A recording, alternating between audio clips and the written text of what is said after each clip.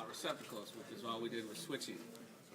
So, first receptacle we have right here, that is a isolated grounding receptacle. It's IG5262, and you can tell by these symbols here, and also it'll tell you on the back. But generally, when it's orange like this, it's an isolated grounding receptacle.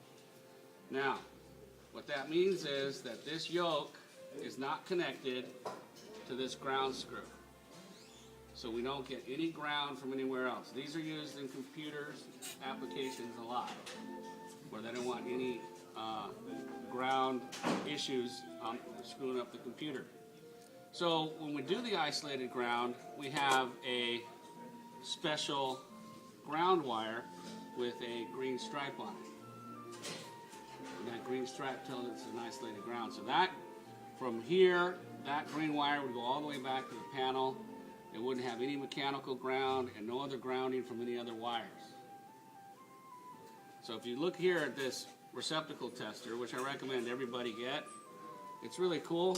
All you do is you plug it in and it tells you all the problems with the receptacle, or if it's correct. And if you get the two lights like it is, it's correct. Now I'm going to remove the isolated ground. And even though this is still grounded, because it's isolated from the yoke, what does that say, Alex? Which is one light in the middle. One light in the middle, open ground? Open ground. Because of this. I can ground it, and there it is again. Okay, so that's the isolated grounding receptacle. Now this receptacle here, you notice that light's not on. This is my half switched receptacle. Okay? So I can turn it on and off. Now the half switched receptacle, if you look at a receptacle, it's got this bridge here. Everybody see that bridge? Yep. Okay? Well, that bridges these two screws. If I want to separate those, because make this one receptacle and this another, then I break the bridge. And you can see here that the bridge is broken. Pass that around, Maria. Okay, so you break that tab and now it isolates it. So the one side can be constantly hot and the other side is switched. When you do a switched receptacle, you want the lower half that's switched to be the switched half. Reason is let's say it's behind a couch and I want to plug in the vacuum cleaner. Well, if I had my lamp plugged into the top, then I'd have to reach underneath and around to try to get the vacuum cleaner in. But if the lamp is already plugged in the bottom, then the top one is open for use. Another thing we do is we put the receptacle upside down. This is the generally standard way that we do receptacles, and that you'll probably see in your house. They're like this. But one of the things we do, at least I do, and I've seen other people do it, is when we switch the receptacle, we turn it upside down, and that way the customer can look around the room and go, oh, there's my half-switch receptacle. They don't have to go around with a plug all the time trying to figure out which one it is.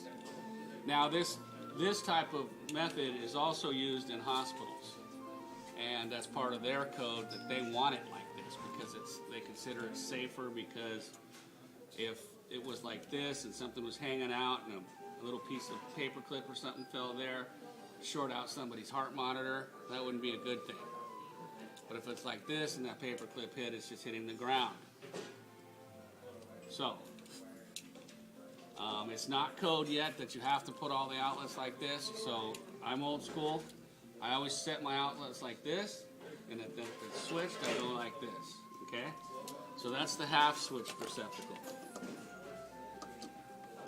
Next here we have our GFCI, ground fault circuit interrupter, okay? And this is a really nice GFCI. It's got a light there. See the green light? That tells you that it's operating. When I push this test button, the light goes out, and you also notice that light went off. I'll talk about that in a minute. What the GFCI does, it protects you from a ground fault. So we have to use these anywhere in the kitchen counters, any outdoor receptacle, in garage receptacles, all have to be GFCI protected.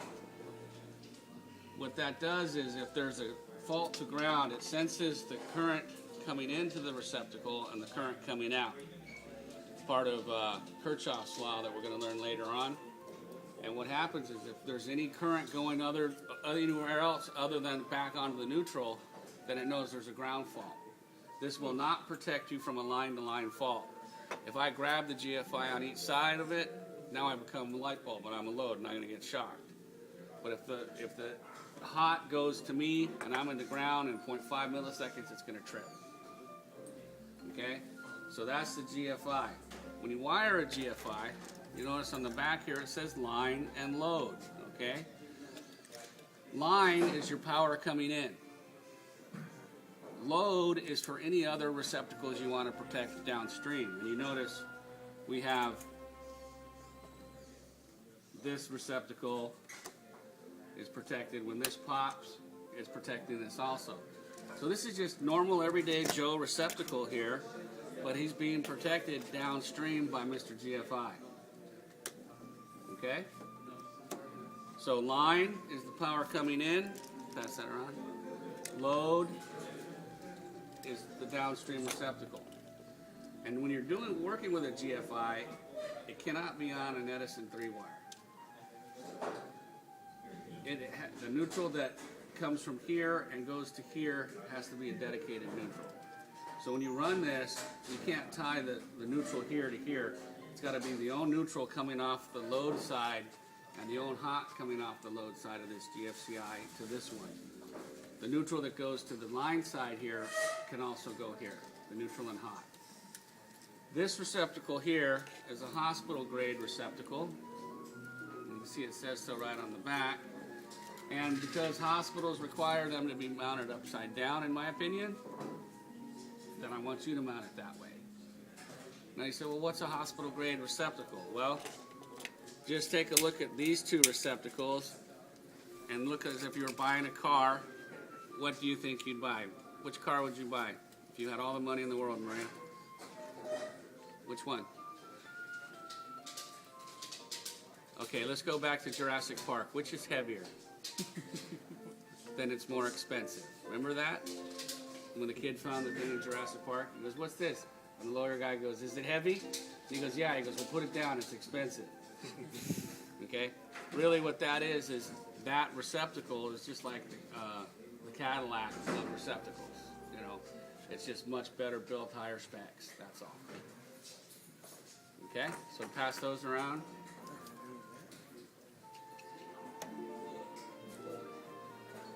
Also, get me my wire strippers, please, and someone cut me a piece of this stranded wire.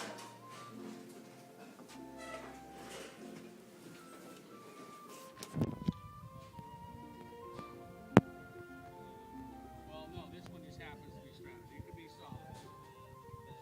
But what I have is stranded. That was given to me.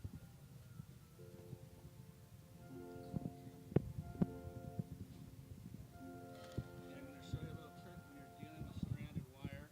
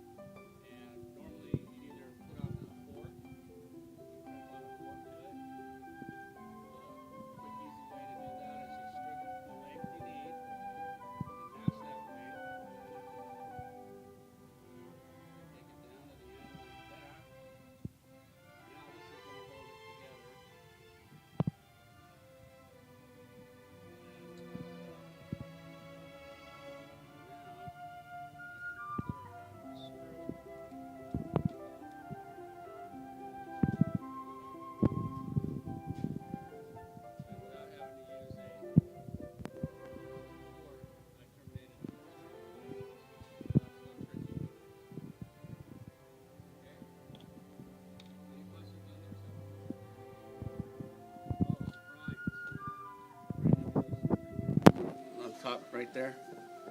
Yeah. Okay, I already gave you. Okay, so some people are asking, what size do I use? This is a fine size here. So I have these drawings that you can look at. They're laminated. Also notice here on the half switch receptacle, see this line here? That indicates the bridge from one terminal to the other. We've broken that bridge for the half switch, so don't draw the bridge. I think on the handout I gave you it has the bridge drawn. All right. Any questions? Okay. That's job 9.